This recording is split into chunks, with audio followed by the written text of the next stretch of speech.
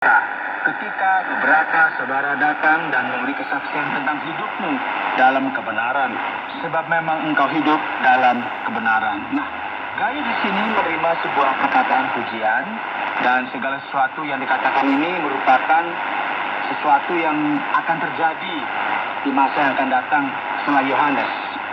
Gayus menjadi seorang pemimpin yang sangat penting dalam gereja mula-mula di daerah ini. Ini seperti kaderisasi begitu ya.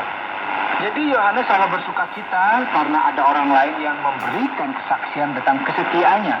Dan dia terus berdoa bagi dia, meminta kepada Allah supaya ia memberikan kesehatan kepadanya. Jelas sekali bagaimana Yohanes mengungkapkan perasaannya dengan mengatakan, bagiku tidak ada sukacita yang lebih besar daripada mendengar bahwa anak-anakku hidup dalam kebenaran. Saudaraku, tentu ini merupakan sesuatu yang sangat penting.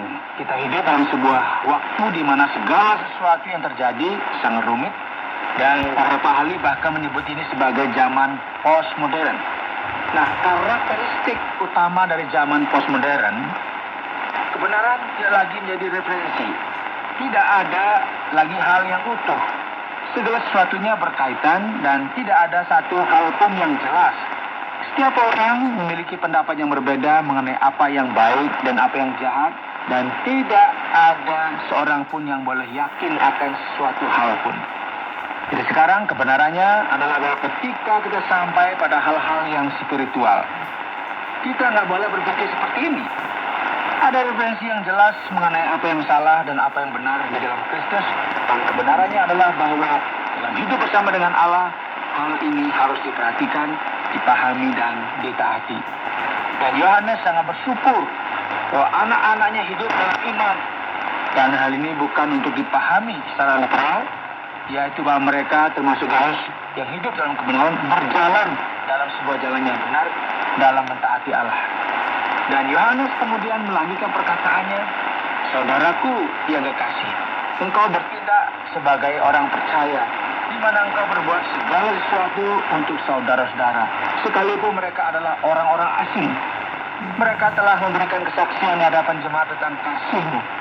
Baik benar perbuatanmu, jikalau engkau menolong mereka dalam perjalanan mereka dengan suatu cara yang berkenan kepada Allah. Sebab karena namanya mereka telah berangkat dengan tidak menerima sesuatu pun dari orang-orang yang tidak mengenal Allah. Kita wajib menerima orang-orang yang demikian, supaya kita boleh mengambil bagian dalam pekerjaan mereka untuk kebenaran. Nah, sekali lagi saudara, Yohanes memberikan pujian kepada Gayus karena ia telah menolong para saudara dalam Kristus yang bekerja demi Injil Kristus. Ia menyebut hal ini sebagai sesuatu bentuk kasih, tindakan yang jelas dan nyata dari kasih. Dan hal ini kemudian berlanjut sesuai dengan apa yang diajarkan oleh Yohanes. Nah, sikap ini, saudara, adalah sebuah sikap yang layak mendapatkan pujian. Khususnya karena saudara-saudara ini tidak menerima apa-apa dari orang lain. Dan Gayus, puji Tuhan ya, menolong mereka. Keramah-tamahan seperti inilah, sikap seperti inilah yang perlu dipuji dari saudara seiman. Dan sekali lagi, kita melihat penekanan akan kasih dalam sebuah tindakan. Segala sesuatu sepertinya sangat indah dalam 3 Yohanes ini. Jika kita lihat sejauh ini, namun semua ini mulai berubah ketika kita masuk dalam ayat 9. Aku telah menulis sedikit kepada jemaat, tetapi Diotrefes yang ingin menjadi orang terkemuka di antara mereka tidak mau mengakui kami. Nah, perhatikan saudara, di sini ada cerita tentang seseorang yang ingin menjadi yang terkemuka, terkenal, populer, yang ingin memerintah, ingin memimpin, dan segala sesuatunya memberikan indikasi sesuai dengan pendapat para ahli bahwa Yohanes memiliki posisi yang sangat kuat dan kokoh sebagai pemimpin, dan yang diakui oleh para pemimpin lain di daerah ini, yang kemudian Yohanes mengirimkan seseorang yang berjalan dari satu tempat ke tempat lain. Jadi sekarang Diotrefes berpikir tentang dirinya lebih dari yang sebenarnya.